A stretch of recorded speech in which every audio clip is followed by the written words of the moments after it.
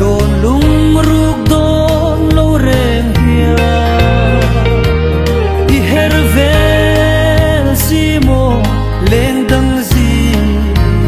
nga zo te ila min changang mo ilena khuan zara in vang khua kan loi ve ma na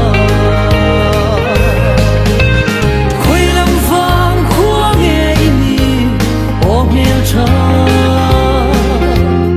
I azo mai kanwa me ma se arem the mol silo isang mel tong sakin chin mitin kan zairal ral chi ngai no be te sui lung dum tu min don ve hianin karing silo zai na moi hia kachana